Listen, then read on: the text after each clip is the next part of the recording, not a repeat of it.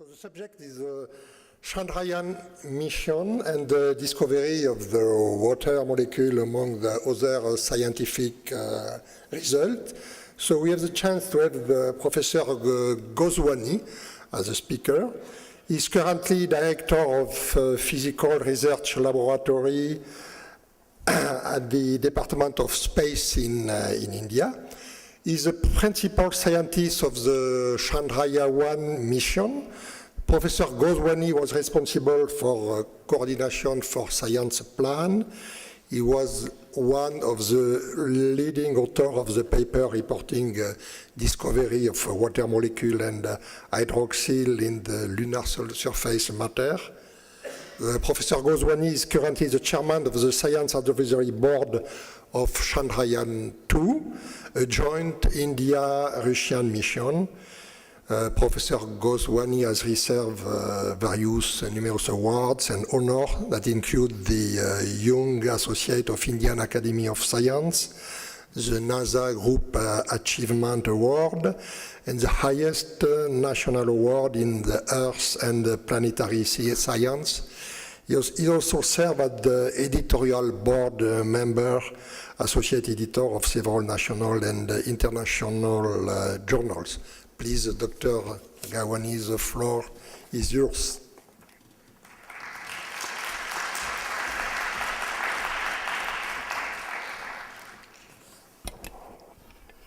It's a pleasure to talk to this audience today, and I would like to take you through a journey to Moon.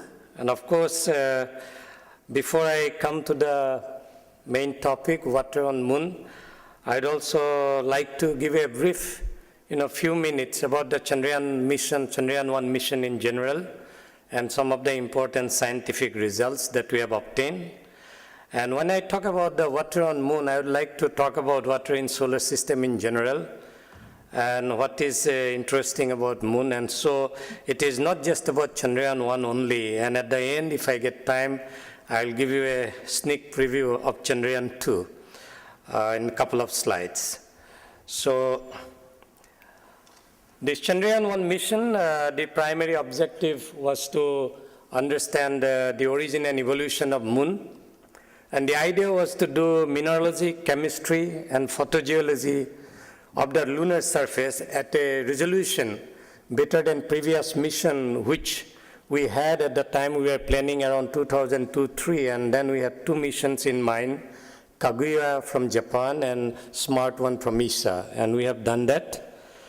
And it is a lunar polar orbiter at 100-kilometer altitude, and we had planned 2 years mission life to achieve the science objective.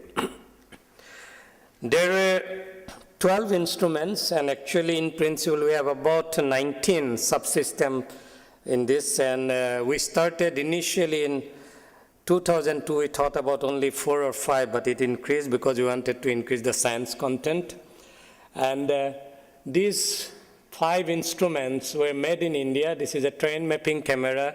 This is a hyperspectral imager going from 0.4 to 0.9 micron. This is a high energy X-ray, but in principle it is a low energy gamma ray spectrometer. This is a laser ranging instrument. And this small box, which you'll call Moon Impact Probe, carried 3 instruments. So already here we have about 7 instruments.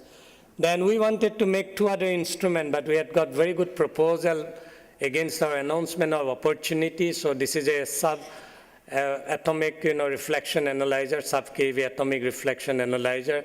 This was the Indo-Swedish combination collaboration. And this is an X-ray spectrometer where we got a very beautiful detector proposed by Rutherford Appleton Labs. So that has also become Indo-UK instrument.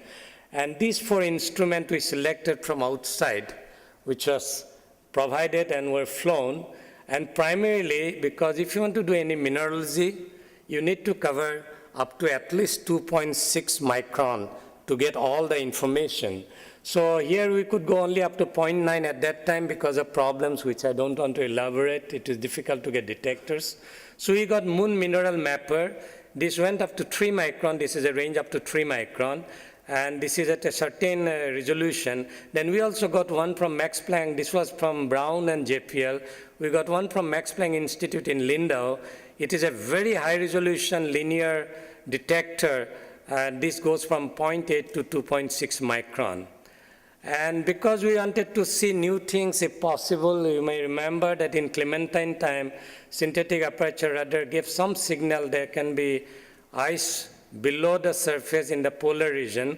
So the miniature synthetic aperture radar, this is a applied physics laboratory instrument that was flown. And this instrument, which measured the radiation dosimetry basically, it came from Bulgaria, and it has flown in many Russian missions and also in International Space Station. As you know, space, every gram counts, and if we had made it at that time, we thought we may take about 1 kilogram. This instrument is just 200 grams. So, and it has been proven already, so we have taken that. Please note that these three instruments, sub-keV atom reflection analyzer, low-energy gamma-ray spectrometer below 300 keV, and miniature synthetic aperture radar, these are first-time payloads in any planetary exploration in this mission. So just a little thing about the mission elements. Launch vehicle, it is a PSLV Axel, and it was lifted off on 22nd October, lunar capture 8 November, polar orbiter insertion on 12 November. This impact probe was released on 14 November. Apart from spacecraft and launch vehicle, this is a 32-meter antenna which was done in time for this mission, which will serve us even if we go up to the inner solar system up to Mars. And this is basically commissioning of payloads, and observations started November 16 onwards in 2008. We couldn't complete 2 years. End of mission was August 30, 2009 due to certain communication failure which we cannot overcome. Let me very briefly tell you some of the results that are first or that are different obtained by this mission before I go to the topic of water. First, of course, it is a major discovery, hydroxyl and water molecule on lunar surface material. This is, we told very specially that this is molecules, but anyway, all over the globe, it was called water on moon. We need 6 into 10 to 23 molecules to make 1 cc of water. So that's important. We identified subsurface ice layer below permanently shadowed crater. We feel there could be water molecule in lunar atmosphere from this mission. There are new results which were not known before. We always thought that low energy solar wind, it comes and gets stuck to the surface of the moon, but there is reflected also. We still do not know how it gets reflected. This process may be happening not even at micro scale, it is smaller than micro scale interaction. And because of, we could detect mini magnetosphere that was expected because of the local magnetic field on the moon, but it has been detected. And there's a new rock type which was not identified before on the surface. This is important because this is something very refractory. It has to come from much interior. How it is coming, we're still giving proposal, but this will give some new idea about the lunar evolution and cross-mantle interaction. And then we got very nice characteristics X-ray peaks for elements up to calcium, but unfortunately the sun was not as active as we thought it should be during this period. So although the instrument worked beautifully, we couldn't get much science result, but we did get something. Most of these results are already published in Science, GRL, JGR, Planet Space Science, etc. And so the other thing both Kaguya and Chandrayaan-1 has done is the basic concept on the moon, the global magma ocean of lunar evolution has been confirmed by finding huge exposure of what we call anorthositic rock on the surface of the moon over the different areas. This was a proposition, now it is confirmed. Okay, what we will be able to give finally, that we have covered about 90% of the surface, I think, with the mineralogy instrument, so we will hope to get that lunar surface mineralogy properly. And three-dimensional map with the TMC camera, terrain mapping camera, which has covered about 50% of the lunar surface. Okay, now let me go to water on the moon. So, you see, let's talk about water in the solar system first. All planetary bodies should have some water or ice intrinsic to them. What we are talking here, hydrogen See, solar system, when it forms, it has to be part of the sun only. Sun is throwing out stuff. What comes out of sun, 90% of this, what is coming out is hydrogen. If you remove helium, the next most abundant element is oxygen, and they can always talk to each other and can produce water or ice. And nowadays we call something called snow line. It is somewhere between about 5 AU, 3 to 5 AU. But at the beginning probably it was little out. It doesn't matter where it was. That is because if you talk about the temperature, pressure, this side you can have water or vapor, and this side you can have snow. So we have all this. So early solar system object form within that time snow line will contain water. It can be meteorites like carbonaceous chondrite, asteroids, or it can be comet. And beyond the snow line, they will contain water ice. Let's look at the solar system, where we have water for sure, in places where you don't think normally. Go to Mercury, if you believe radio data. Mercury is polar region. You have, this is reflection or scattering back of radio wave from shine from Earth. These are areas where there could be water below the surface, water ice, okay, which can give this kind of signature. So you see, Mercury, we don't think about water too much. Come to Earth, of course, we don't have to talk about it. You have water, ice, vapor, anything you want. Let's go to Mars. We now know that in the polar region, sometimes we have beautiful things which are not carbon dioxide, ice by logic, of course not proven, but the rover, when they scratch something, they found a lot of white stuff. Some of them have evaporated. That has to be water ice, because carbon ice can't do away in that atmosphere. Go to asteroids, there's something called carbonaceous chondrite. If you cut this slab and look at something, this red circle, you see a lot of white inside. This is interaction of water with the substance there, which has changed it to something else. So it has water.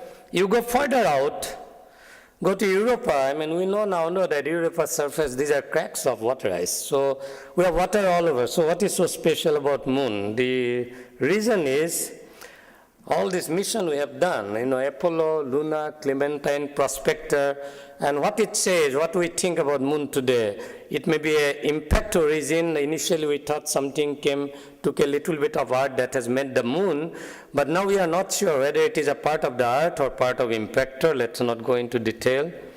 We know that moon initially, you can see from this white light, it was floated with white material, that we have proven now that this is correct. But the third thing which took us in the wrong path, probably, many of us analyzed the Apollo sample when it first came, and it was a very strong belief that moon is bone dry, so we don't think about water there. But if you remember, Clementine and Prospector missions, they have suggested that there could be water beneath the polar region, because this is actually epithermal neutron in intensity. So you have, this is an indication that it may be there, and you know that Clementine, it was only one traverse over the pole in the South Pole, another away from it. It was shined from there, received on Earth. There was some suggestion that there can be water ice below the surface. Okay, so did we think about water ice? Yes, we thought. That's why we selected the miniature synthetic aperture radar, but not the moon mineralogy mapper. But Carly Peters from Brown University, whom I knew for a long time, and both of us, when we thought that, we said that why not we extend little below 2.6 micron also. Basically, we just wanted to have a little bit of absorb water spectra, if at all it is there. It was not one of the aim of this instrument. And you see, we have covered this whole range by 3 instruments. This is the Indian instrument, it covers up to here. This is the Linda instrument, it covers from there to there. And this is MQ, it goes from here to here. And there is an overlap for cross-calibration. But this was put just to see if we can have some chance of seeing something, but it was not one of the prescribed or a subscribed view that we'll discover with M-Cube. What else we have put? This we have definitely put just to look for water ice below the lunar surface. It operates about, it's microwave range, and then it transmits right circular polarization and receives both left circular, it's the opposite sense, or right circular, same sense.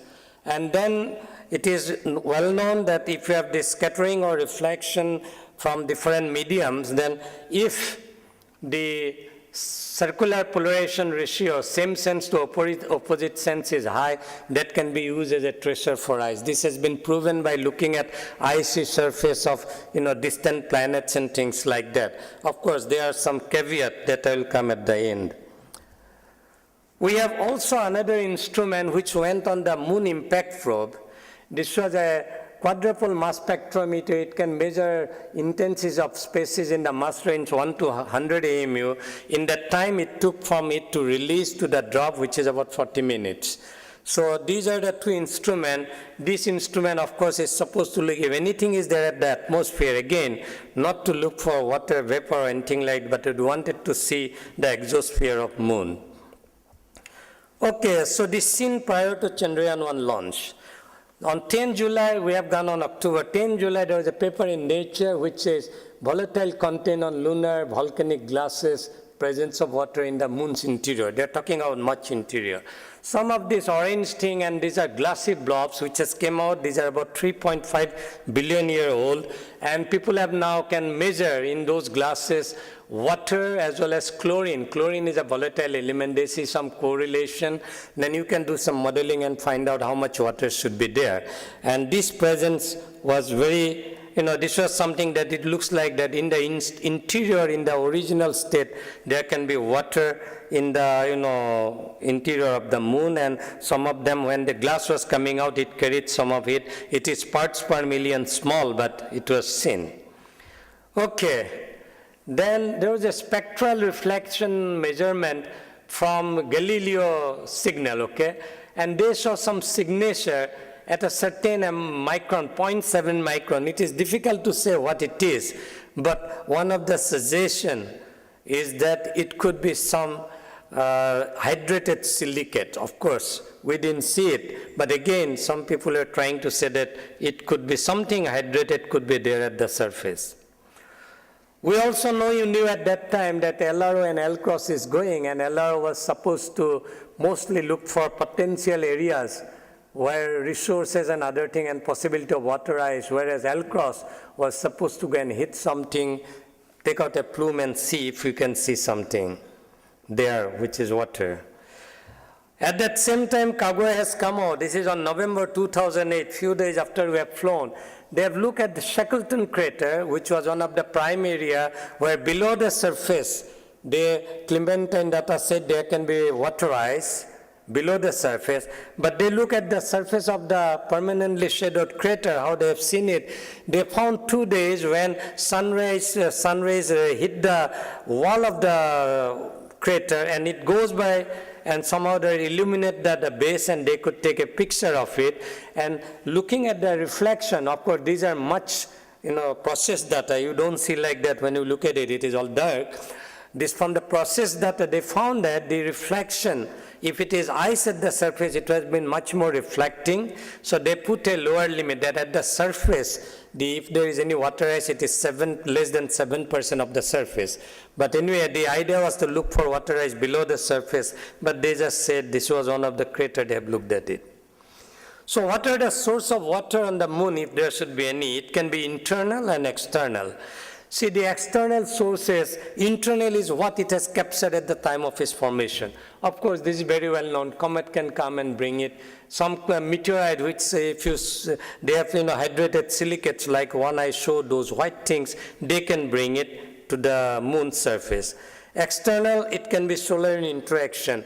I am trying to give this talk in a very general language, so some of this illustration, if you look very elementary, please excuse me, but I just wanted to give you the sense. So if this is a 1 micron lunar cube expanded big, then what is happening on its surface? You are getting 100 million per centimeter square per second of proton coming from sun, this corona, it is coming all the time, irrespective of sun active or not, and hitting this, and they can go about few hundred angstrom or about 1,000 angstrom. So what they see here, any silicate, about 40 to 50% of it is just oxygen. So if this comes and joins an oxygen, of course we have OH. And do you know that this is happening? Yes, we know. If you look at nanophase of the what you call glassy stuff on moon, which is impact and things like that, you find there lot of nanophase metallic iron. You don't produce it there. So what is happening? We have iron oxide, this hydrogen is coming, so it is reducing it to Fe. So this is known. So this kind of reaction can go and give you OH. For H2, of course, you need to talk to another hydrogen. We do not know exactly how efficient it is, but this is how it should happen. Let's say there is some water molecule on the lunar surface. What will do? If it is, suppose on the sunlit side, if it has enough energy, thermal energy to escape, it will escape the moon. Or if it is coming out, solar wind picks it up, then it will become charged and it will go away from the moon. The same solar wind which is creating it, or solar ultraviolet, wind is creating solar ultraviolet. If it has enough energy to break the bond, you can break the OH. This can take about 24 hours. Calculation has been done earlier. Many of these things has been thought, calculated even before the Apollo days and post-Apollo days, and even today it has been done. Or it will return the moon and look for a cold shelter. This, if you take at about 400 degree K, one jump can take it about more than 150 kilometers. So it will keep on jumping until it get a cold shelter. What is the best cold shelter? It is the craters near the polar region, because the sun angle is very inclined here. So the base of a crater, if it is 100 meter or below the level, that base will never see the sun. So that is where it will go. This was calculated earlier in 70s. Professor Arnold, he also did a lot of calculation.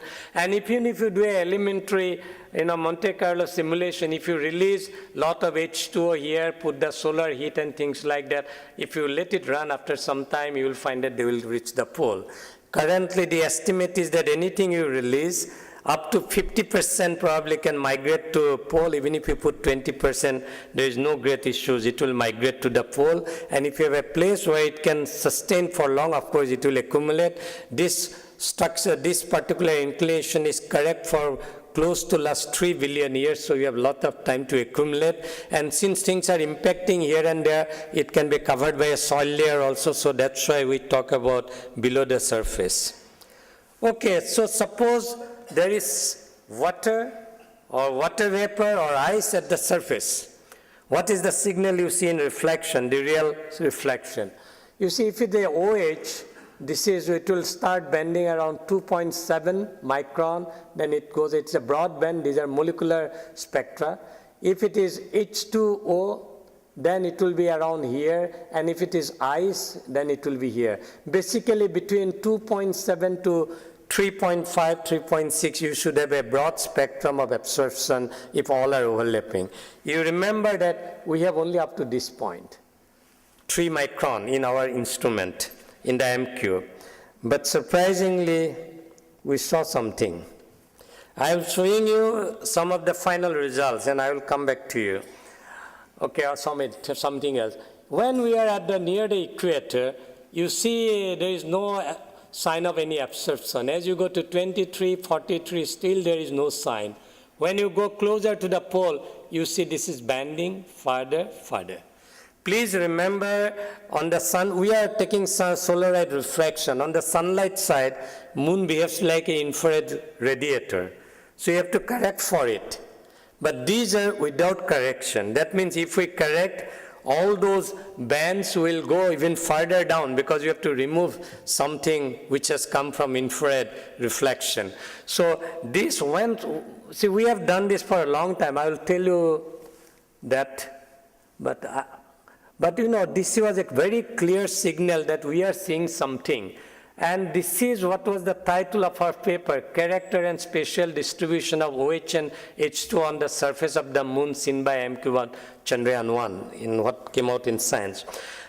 When we first saw this, Carly Pieters and Roger Clark, who is one of the experts in correcting all the infrared, interferences, we talked at the end of March in India that what to do. Then I said that both of us, we said, Carly and I said that, no, let's take more pictures, more observation before we conclude anything. This was, much after. So what happened? This is one of those observations. So we decided that we'll take a particular lunar scene and see whether there is any relation to sunlight and the signal. So you say, anyway, don't worry about the whole thing. This is a little piece of a crater, and this area has been expanded. This is 1 to 8, and then these are the different spectra. If you see at 1, you see as you go down number 8, this spectral banding is more. See, this is all we see. And then 8 is the lighted area, and as you go to 1, it is the less lighted from sunlight. So there looks like that there is a little relation that less the light, you get more, high the light, you get less of this banding. Then we said, okay, what happens if we see the same place at 2 illumination? This is another one. This is the same crater. This is in the, suppose, I forgot what it is. But if it is a morning sun, and this is the evening sun, this is the morning sun, in the same place, what you get, this is like a control area, little outside. This is sunlit, this is less sunlit. It doesn't matter what you do. The relative intensity between these two keeps on going down like this. But you have this band, you cannot avoid it. So there appears to be a dependence of 3 micron freezer on solar illumination and mineralogy. We find that if you have something like anorthite or feldspar, the signal is stronger than if you have mafic mineral. Once we saw this, we said that we have this particular picture. This is updated up to about June. Initially, when we published in Science, it was only about this much we thought is water. Now we are confident that it is slowly expanding, and it may expand little further down. We do not know. But please remember, we are talking about water molecules stuck to soil or rock grain surface within the first half a millimeter or so from which reflection, within which reflection is taking place. So you see blue indicates, I said that this is the 3 micron absorption. These and other things are mostly iron-bearing mineral, and the green represents, brightness. Let us not worry. Detection of volatile is prominent at higher, cooler latitude. So when we are getting all this, around June, end of May, we discussed and found that one of our co-investigators, Jessica Sunshine, was a member of the Deep Impact, and we understand it is coming to Earth for taking a, energy gain from that Earth, circling around the Earth. So we asked, they had a mass spectrometer, can they put it on? Because we have this interesting signal. Look what happened there. They have a mass spectrometer that can go from, I think this is 2 micron to 4.5 micron. And you see the spectra. See, this is the region. You see, again, when they look at the equatorial region, there is hardly anything. As they go towards the polar side, this keeps on increasing. This is an expansion of this little spectra. Jessica will even see that they can see OH and H2 and everything separately. So what is interesting that this they have done on 2nd and 9th June, but actually they have looked at the moon in 2007. Any spacecraft which has a spectroscopy instrument, they look at the moon for calibration, but they look at spectra only up to 2.6 microns because that is where the calibration takes place. More surprisingly, Roger Clark, who was a member of our team, he said, oh gee, Cassini has looked at the moon in 1999 on 18 August, and look at the spectra. Again, the same thing you see. If you look at that is the top one is the equator. As you go to the polar region, there's a lot of numbers you can see there where they have done. You see the dip is there, so we knew it is for real. Water molecule stuck to the lunar surface material is correct. And all these 3 papers came together in the Science issue, which were submitted together around June 22. Actually, what is interesting about Cassini data, the reference is only about public domain. Some number is there where this data exists. I do not know if in 1999 we would have known that there is a water molecule on the lunar surface, whether moon would have been a preferred destination, at least for a while, rather than some other planet like Mars. But now there is no going back from Mars. Okay, now I talked about surface. Here we are absolutely clear that we have seen it, we have proven it. Let's see if we have seen something below the surface. I introduced about this instrument, miniature synthetic aperture radar. You see, I think we have taken a lot of strips around the North Pole. In the South Pole also we have taken, but the South Pole I think that the elevation, depth and these things, that adjustment was not as good for this, but there is also data from South Pole. This particular stuff was very good. So we'll show you a little enlarged portion of that circled area, and what you see in this reddish color is where we are seeing high CPR inside the crater compared to outside. This is all within a crater, big crater called periodic crater, which is very close to pole, 88 degree north. And these are small craters within periodic craters which are on permanent shadows, where you see the red. I will just expand one, I will tell you I was saying there is a caveat, I will show you this. Now this is a particular small crater right down there, on which this is the same sense polarization, that means right circular, and and this is the opposite sense polarization. This is the circular polarization ratio of these two. Now you see, if you take this is inside the crater. Outside the crater you can hardly see anything. This is the CPR ratio, which is about 0.8, and outside the crater this is very small. This is what you call is a very distinct signature for presence of at least few meter thick water ice below the permanently shadowed crater base, which has to scatter or reflect that polarized light which has gone in. Now the problem is that if you have a fresh crater, if you have a surface irregularities of high order, then scattering and other things can also generate higher level of CPR. But here we know that ice layer exists. We feel it is correct.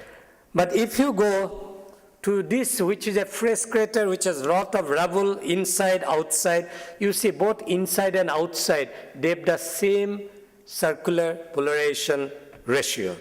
So this is where there is still, you can say there are some doubting Thomases that you cannot convince them unless the only way you can cleanse this issue by having two instruments looking at the same stuff at very small angle from each other. In that cases, there is a very clear distinction what should happen, and that you need two spacecraft to go to the moon at the same time and doing this particular experiment. But I think that we have very good idea to feel that yes, something is there. The final one on the water is there is water vapor molecule, water molecule on the lunar exosphere. Again, before we went, there was a mission to Mercury. I'll come to that later, but let me show you the result. This we knew within a month of the mission, because this is a mass spectrometer which went in the MIP, impact probe, which was released on 14 November. Within a couple of weeks, the people who were working there, they used to come and say, look, we have a signal at mass 18, but we also have a signal at mass 44. One is H2O, one is CO2. So there was a lot of worries that because it was a one-shot experiment, this instrument was put on just for 20 minutes in the previous orbit. So we went back and forth, we said that maybe it is something degassing and all those kind of stuff. But finally, when you have the M-cube result, we saw something very interesting. You see, as you go higher to the latitude, it didn't go up very quickly. It went up, then it came down before it was about to hit. It was close to the landing. See, in the case of M-cube, the signal was only going up and up. And as you go up, the surface temperature is going down and down. If this water molecule is released from the surface, that as you go to the flow pole, the release will be less and less. A kind of correlation is seen between M-cube and this pattern. So we said that no, we should probably publish this And then this has been published early this year as a possibility that there can be water molecule which is either sputtered or released by thermal release from the lunar surface, and we may have some traces of water molecule there. And recently they said that why not this CO2 maybe also belong to the same category. The scale height of this species, if you look at some calculation, it is about 70 kilometers or so. So there is a possibility that it could be there. But these are, I am considering as possibility. Okay, now look at this. This is L-cross data I am just putting because I think this paper is yet to come out. This is from their web. This is the L-cross impact site. This is the plume.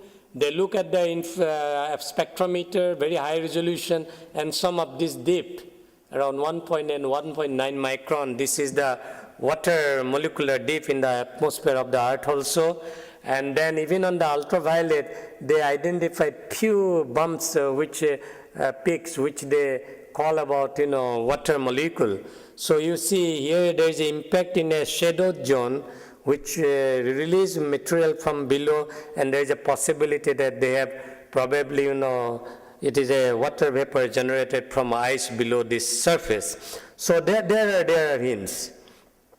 Look at this, Mercury the atmosphere, okay? But I like the title. It says, Messenger Observation of Composition of Mercury's Ionized Exosphere and Plasma Environment. What they have seen? They have seen potassium, silicon, this we can sputter, sodium, but they have water, 16, 18 mass numbers. These are there. So this is a paper in Science in 2008. So you see things which are not exactly thought should be there are there.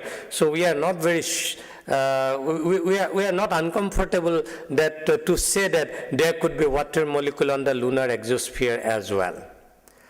Okay, what is happening after we have said? There are something like 20, more than 24 papers doing all calculation about solar wind sputtering, can it give, what should be the model, etc. I just picked 3 of them from LPSC because these are 2-page abstract. This looks little more, they have done some work.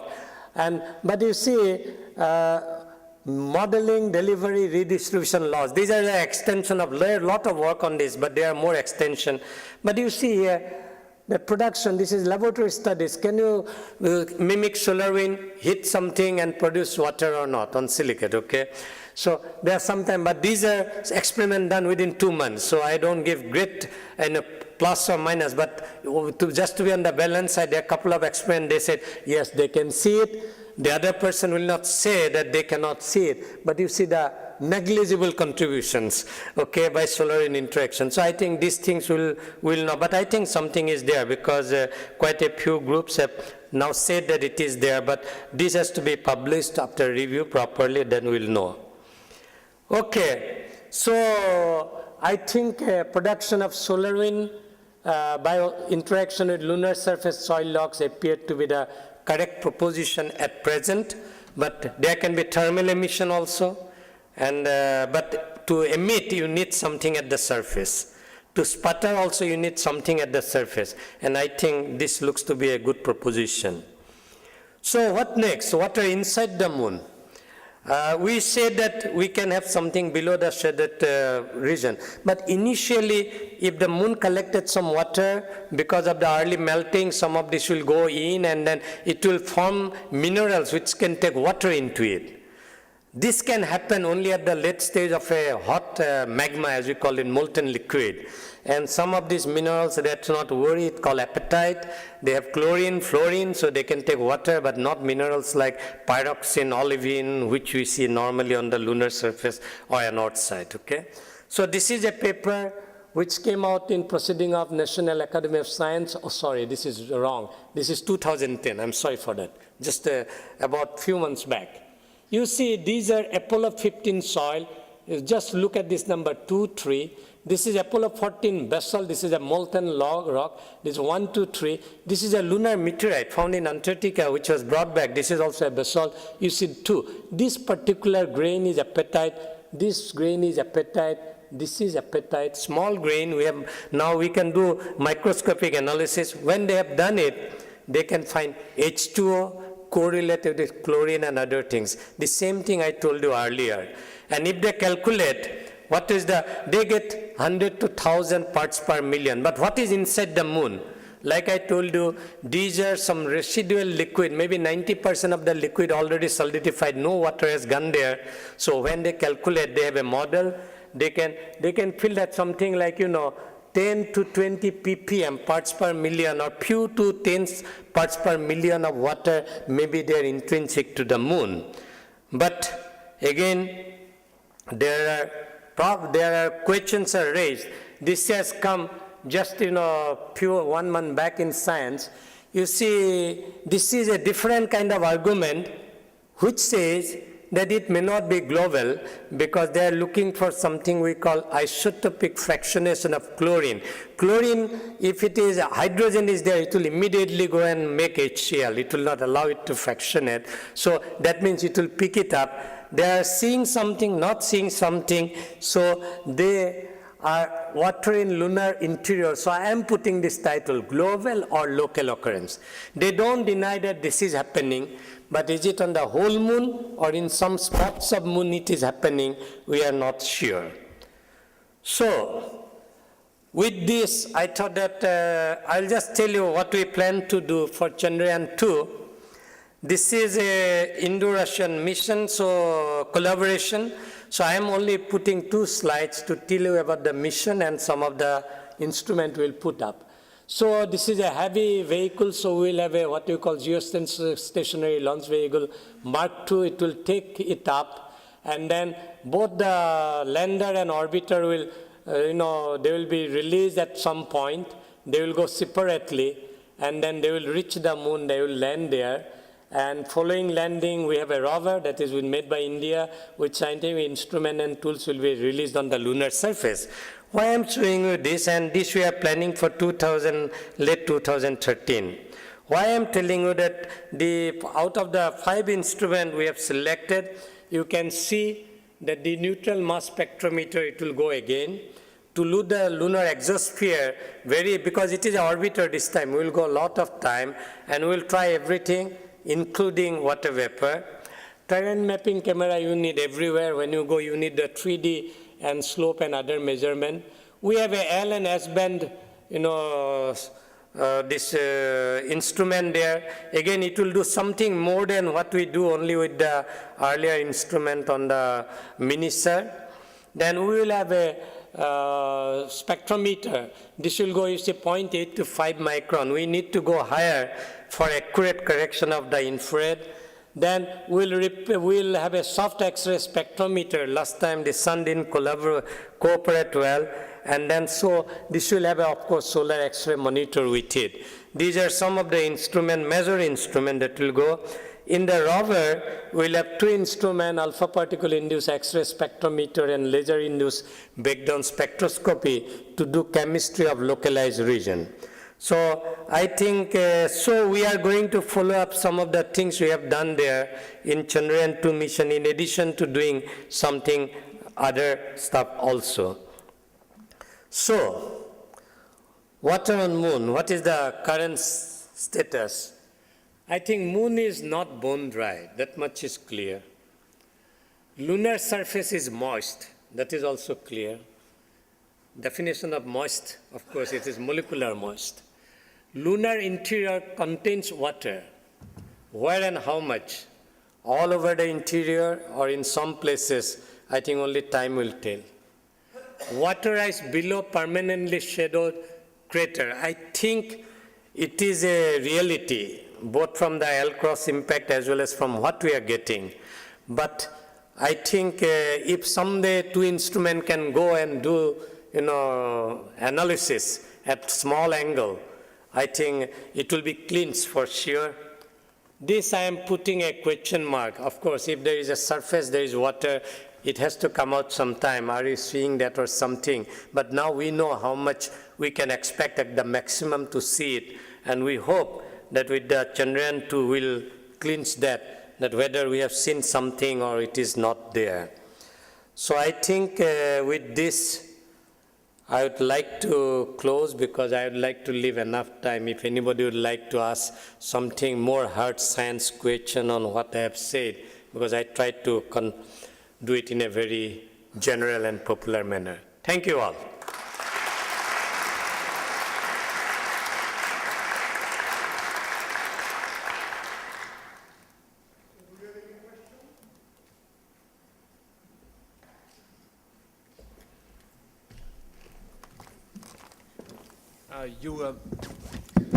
You indicated that the CPR can also be produced not only by water but by a specific granular size distribution.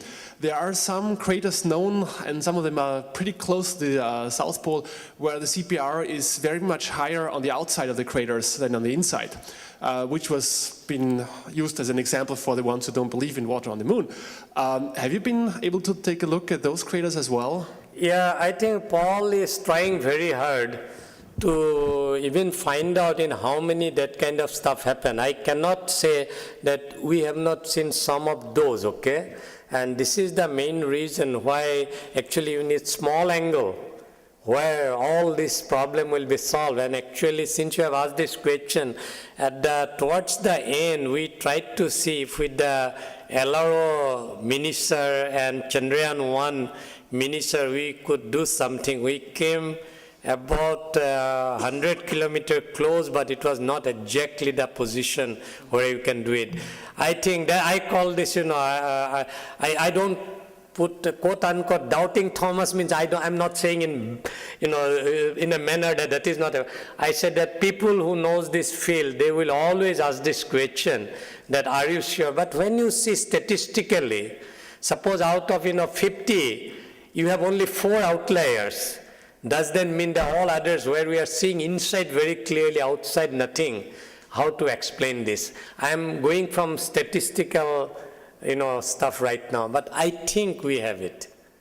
And more so after this L-cross impact, if those vapor plumes are really having water molecule, we have to explain that from somewhere.